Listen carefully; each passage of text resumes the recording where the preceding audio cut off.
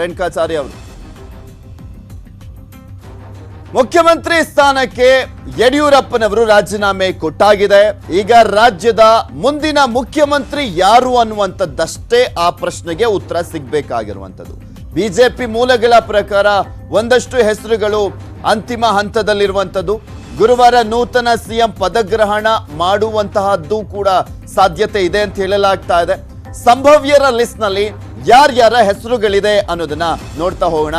ಅರವಿಂದ್ ಬೆಲ್ಲದ್ ಅವರು ಯುವ ನಾಯಕರಿಗೆ ಏನಾದ್ರೂ ಆದ್ಯತೆ ಕೊಡಬೇಕು, ಪಂಚಮಸಾಲಿ ಅವರಿಗೆ ಆದ್ಯತೆ ಕೊಡಬೇಕು, ಲಿಂಗಾಯತರಿಗೆ ಆದ್ಯತೆ ಕೊಡಬೇಕು ಅಂತ ಬಂದಂತ ಸಂದರ್ಭದಲ್ಲಿ ಈ ಮೂವರ ಹೆಸರುಗಳು ಬರ್ತವೆ.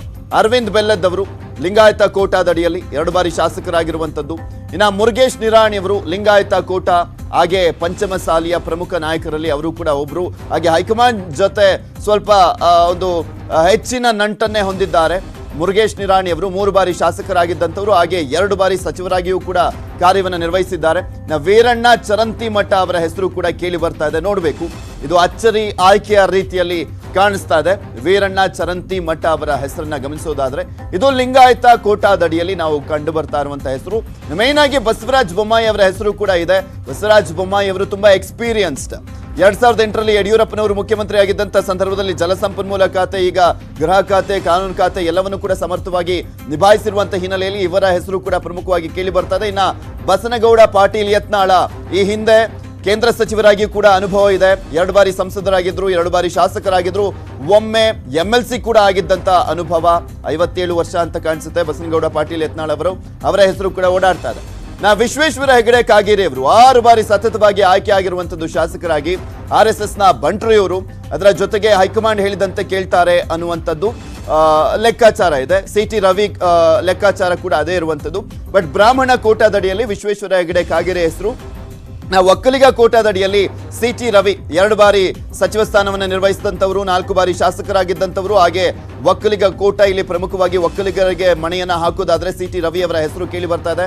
ರಾಷ್ಟ್ರೀಯ ಪ್ರಧಾನ ಕಾರ್ಯದರ್ಶಿಗಳಾಗಿದ್ದಾರೆ CT ರವಿ. ಹೈಕಮಾಂಡ್ ಹೇಳ್ದಂತೆ ಕೇಳ್ತಾರೆ ಅನ್ನುವಂಥದ್ದು ಕೂಡ ಅವರಿಗೆ ಪ್ರಮುಖವಾಗಿ ಇರುವಂತದ್ದು ಪ್ಲಸ್ ಪಾಯಿಂಟ್. ಹಾಗೆ ಹೈಕಮಾಂಡ್ ಜೊತೆಗೆ RSS ನ ಸಪೋರ್ಟ್ ಕೂಡ ಇದೆ ಅನ್ನುವಂಥದ್ದು. ಇನ್ನ ಆರ್ ಅಶೋಕ್ ಅವರ ಹೆಸರು ಕೂಡ ಪ್ರಮುಖವಾಗಿ ಕೇಳಿ ಬರ್ತಾ ಇದೆ. 6 ಬಾರಿ ಸತತವಾಗಿ ಆಯ್ಕೆ ಆಗಿರುವಂತವರು. ಆರ್ ಅಶೋಕ್ ಅವರು DCM ಆಗಿ ಕೂಡ ಕಾರ್ಯವನ್ನ ನಿರ್ವಹಿಸಿದಂತವರು. ಅವರ ಹೆಸರು ಕೂಡ ಇಲ್ಲಿ ಪ್ರಮುಖವಾಗಿ ಕೇಳಿ ಬರ್ತಾ ಇರುವಂತದ್ದು. ಯಡಿಯೂರಪ್ಪನವರ ಅಭಿಪ್ರಾಯ ಕೇಳಿದ್ರೆ ಆರ್ ಅಶೋಕ್ ಅವರಿಗೆ ಓಕೆ ಅನ್ನುವಂತ ಸಾಧ್ಯತೆ ದಟ್ಟವಾಗಿದೆ ಅಂತ ಹೇಳಲಾಗ್ತಾ ಇದೆ. ನೋಡ್ಬೇಕು ಯಾರಾಗ್ತಾರೆ ಅಂತ.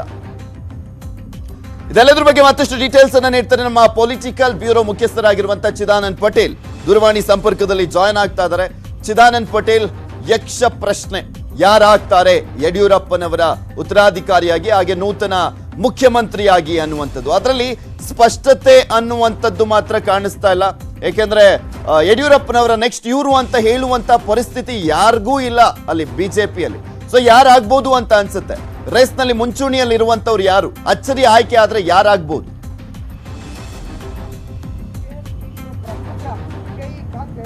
ಪೃಥ್ವಿರಾಜ್ ಆರ್ನಳ್ಳಿ, ಒಟ್ಟಾರೆ ಈಗ ಇದೆಲ್ಲೊಂದು ಕಡೆ ವೀರಶೈವ ಲಿಂಗಾಯತ ಸ್ವಾಮೀಜಿಗಳ ಒತ್ತಡ ಇರುವಂಥದ್ದು, ಯಡಿಯೂರಪ್ಪನವ್ರನ್ನ ಕೆಳಗಿಳಿಸಿದ್ದಕ್ಕೆ ಎಲ್ಲೊಂದು ಕಡೆ ಆಕ್ರೋಶ ಇರುವಂಥದ್ದು ಮತ್ತು ಬಿಜೆಪಿಯ ಬಹುಸಂಖ್ಯಾತ ಮತಗಳು ವೀರಶೈವ ಲಿಂಗಾಯತ ಮತಗಳು. ಹಾಗಾಗಿ ಎಲ್ಲ ಒಂದು ಕಡೆ ಬಿಜೆಪಿ ಹೈಕಮಾಂಡ್ಗೆ ಮತ್ತೊಬ್ಬ ಲಿಂಗಾಯತರನ್ನೇ ಮುಖ್ಯಮಂತ್ರಿ ಮಾಡಬೇಕೆಂಬ ಒತ್ತಡ ಇರುವುದರಿಂದ ಬಹುತೇಕ ಲಿಂಗಾಯತರೊಬ್ಬರನ್ನ ಮುಖ್ಯಮಂತ್ರಿ ಮಾಡಲಿಕ್ಕೆ ಎಲ್ಲ ರೀತಿಯ ಪ್ರಯತ್ನ ಕೂಡ ನಡೀತಿದೆ. ಈಗಾಗಲೇ ಲಿಂಗಾಯತ ಮುಖ್ಯಮಂತ್ರಿ ವಿಚಾರದಲ್ಲಿ 5 ಹೆಸರು ಇದೀಗ ಏನು ಕೇಳಿ ಬರ್ತಿರುವಂಥದ್ದು. ಪ್ರಮುಖವಾಗಿ 2 ಬಾರಿ ಶಾಸಕರಾಗಿರ್ತಕ್ಕಂಥ ಪಂಚಮಸಾಲಿ ಲಿಂಗಾಯತರಾಗಿರ್ತಕ್ಕಂಥ ಅರವಿಂದ್ ಬೆಲ್ಲದ್ರವರ ಹೆಸರು ಕೇಳಿ ಬರ್ತಿರುವಂಥದ್ದು. ಜೊತೆಗೆ ಮುರುಗೇಶ್ ನಿರಾಣಿ ಅವರ ಹೆಸರು ಕೇಳಿ ಬರ್ತಿರುವಂಥದ್ದು. ಇವರು ಕೂಡ ಪಂಚಮಸಾಲಿ ಲಿಂಗಾಯತ ಕೂಡ ಆಗಿರುವಂಥದ್ದು. ಮತ್ತು ವೀರಣ್ಣ ಚರಂತಿಮಠ ಅವರ ಹೆಸರು ಕೇಳಿ ಬರ್ತಿರುವಂಥದ್ದು. ಇವರು ಕೂಡ ಬಾಗಲಕೋಟೆ ಶಾಸಕರಾಗಿರುವಂಥದ್ದು ಮತ್ತು ವೀರಶೈವರಾಗಿರುವಂಥದ್ದು. ಅದೇ ರೀತಿ ಬಸವರಾಜ ಬೊಮ್ಮಾಯಿ ಅವರ ಹೆಸರು ಕೇಳಿ ಬರ್ತಿರುವಂಥದ್ದು. ಮಾಜಿ ಗೃಹ ಸಚಿವರಾಗಿರ್ತಕ್ಕಂಥ ಬಸವರಾಜ ಬೊಮ್ಮಾಯಿ ಅವರು ಕೂಡ ಬಹಳಷ್ಟು ಅನುಭವ ಇರತಕ್ಕಂಥವ್ರು. ಇವರ ಹೆಸರು ಕೂಡ ಕೇಳಿ ಬರ್ತಿದೆ. ಅಚ್ಚರಿಯ ಬೆಳವಣಿಗೆ ಏನಾದರೂ ನಡೆದರೆ ಬಸವನಗೌಡ ಪಾಟೀಲ್ ಯತ್ನಾಳ್ ಅವರು ಮುಖ್ಯಮಂತ್ರಿ ಆದರೂ ಕೂಡ ಆಶ್ಚರ್ಯ ಪಡಬೇಕಾಗಿಲ್ಲ ಅಂತ ಹೇಳಲಾಗ್ತದೆ. ಹಾಗಾಗಿ ಇಷ್ಟು ಜನರು ಪ್ರಮುಖವಾಗಿ ಲಿಂಗಾಯತ ಮುಖ್ಯಮಂತ್ರಿಯ ರೇಸ್ನಲ್ಲಿ ಇರ್ತಕ್ಕಂಥದ್ದು. ಸದ್ಯಕ್ಕೆ ಇದೀಗ ಎಲ್ಲೊಂದು ಕಡೆ 3 ಹೆಸರು ಪೈಪೋಟಿಯಲ್ಲಿ ಇರುವಂಥದ್ದು. ಅದು ವೀರಣ್ಣ ಚರಂತಿಮಠ, ಅರವಿಂದ ಬೆಲ್ಲದ್ದು ಮತ್ತು ಮುರುಗೇಶ್ ನಿರಾಣಿ ಹೆಸರು ಈಗ ಸದ್ಯಕ್ಕೆ ಚಾಲ್ತಿಯಲ್ಲಿ ಇರ್ತಕ್ಕಂಥದ್ದು. ಹಾಗಾಗಿ ಎಲ್ಲೊಂದು ಕಡೆ ಮುಖ್ಯಮಂತ್ರಿ BS ಯಡಿಯೂರಪ್ಪ ಗಮನಿಸ್ತಾ ಇದ್ವಿ ಲಿಂಗಾಯತ ಕೋಟ, ಒಕ್ಕಲಿಗ ಕೋಟ ಯಾರಿದ್ದಾರೆ, ಬ್ರಾಹ್ಮಣ ಕೋಟದಲ್ಲಿ ಯಾರಿದ್ದಾರೆ ಅಂತ. ಬಟ್ ಅಚ್ಚರಿ ಆಯ್ಕೆ ಅನ್ನುವಂಥದ್ದೇ ಆಲ್ಮೋಸ್ಟ್ ಮಾಡಿದೆ BJP high command. For example Maharashtra, ಹಾಗೆ ಉತ್ತರ ಪ್ರದೇಶ, ಹಾಗೆ ಉತ್ತರಾಖಂಡ ಇಲ್ಲೆಲ್ಲ ಗಮನಿಸಿದಂತ ಸಂದರ್ಭದಲ್ಲಿ ಈ ರೀತಿಯಾದಂತ ಅಚ್ಚರಿ ಆಯ್ಕೆಗಳನ್ನೇ ಗಮನಿಸಿದ್ದೀವಿ. ಅಲ್ಲಿ ಬಹುದೊಡ್ಡ ಸಮುದಾಯದವರು ಬಿಜೆಪಿಗೆ ಸಪೋರ್ಟ್ ಮಾಡಿದ್ರು ಕೂಡ ಬೇರೆ ಒಂದು ಧರ್ಮದವರನ್ನ ಅಥವಾ ಬೇರೆ ಜಾತಿಯವರನ್ನ ಆಯ್ಕೆ ಮಾಡಲಾಗಿದೆ. ಆ ರೀತಿಯಾಗಿ ನೋಡೋದಾದ್ರೆ ಯಾರಾಗ್ಬೋದು ಅಂತ ಅನ್ಸುತ್ತೆ ರಾಜ್ಯದಲ್ಲಿ?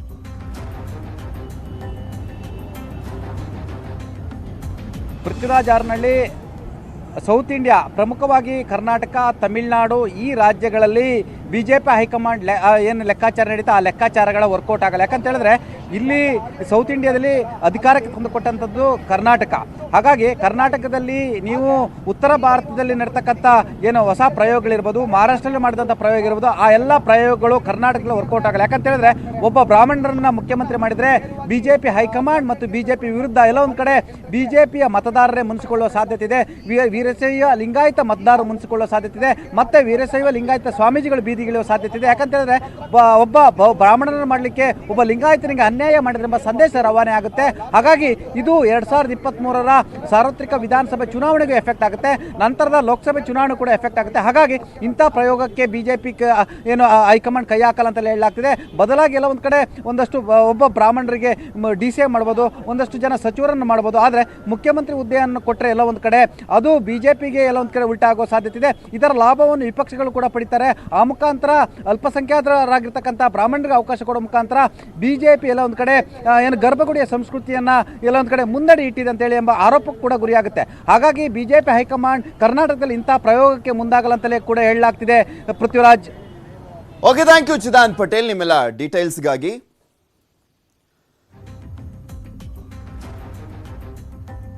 ಗಮನಿಸ್ತಾ ಇದ್ದೀರಾ ಬಿಜೆಪಿಯಲ್ಲಿ ಆಗ್ತಾ ಇರುವಂತ ಬೆಳವಣಿಗೆಗಳನ್ನ ಕಾದ್ ನೋಡ್ಬೇಕು ಏನಾಗುತ್ತೆ ಅಂತ. ಇಲ್ಲಿರುವಂತ ಪ್ರಶ್ನೆ ಅಂದ್ರೆ ನೆಕ್ಸ್ಟ್